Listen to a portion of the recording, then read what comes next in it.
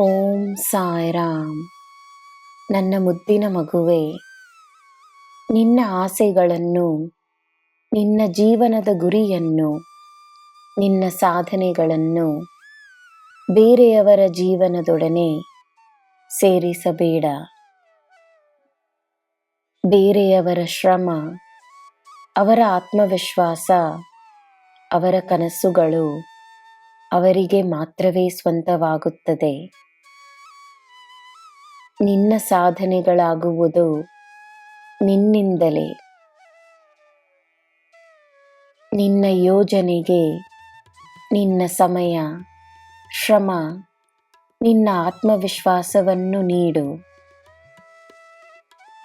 ಒಂದು ದಿನ ನಿನ್ನ ಯೋಜನೆ ನಿನ್ನ ಸಾಧನೆಯಾಗುತ್ತದೆ. ಮನಸ್ಸು ಭಾರವೆಂದು ಅನಿಸಿದರೆ ಅದಕ್ಕೆ ಕಾರಣ ನೀನು ಸ್ವೀಕರಿಸದ ಒಂದು ಸತ್ಯ. ಆ ಸತ್ಯವೇನೆಂದು ಹುಡುಕು. ನನ್ನಲ್ಲಿ ಶರಣಾಗು, ನನ್ನ ಬಳಿ ಮಾತನಾಡು. ನಿನ್ನ ಮನಸ್ಸಿನ ಭಾರವನ್ನು ಇಳಿಸು. ನಿನ್ನಿಂದ ಎಲ್ಲ ಸಾಧ್ಯವೆನ್ನುವ ಮಂತ್ರವನ್ನು ಉಚ್ಚರಿಸು.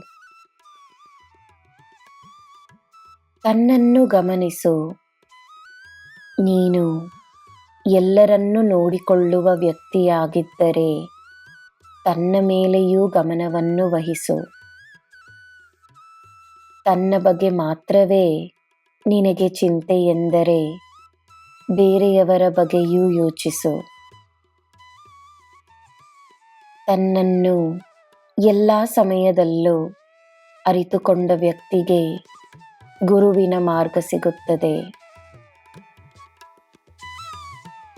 ನಿನ್ನ ಮೇಲೆ ನಿನಗಿರುವ ನಂಬಿಕೆಯಿಂದ ನೀನು ಏನನ್ನು ಬೇಕಾದರೂ ಸಾಧಿಸಬಹುದು.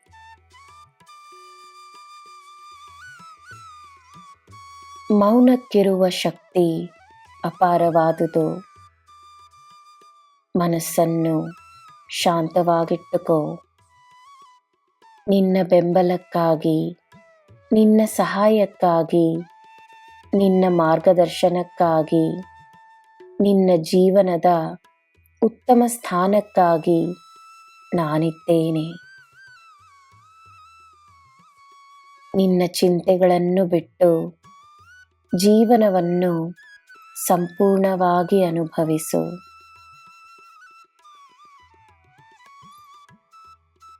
ನನ್ನ ಮಗುವೆ, ನೀನು ಬೇರೆಯವರಿಗೆ ನೀಡುವ ಧೈರ್ಯದ ಮತ್ತು ಪ್ರೇರಣೆಯ ಮಾತುಗಳನ್ನು ತನಗೋಸ್ಕರವೂ ಹೇಳಿಕೊಂಡು ಬಾ. ನಿನಗಲ್ಲದೆ ನನ್ನ ಆಶೀರ್ವಾದ ಬೇರೆ ಯಾರಿಗೆ?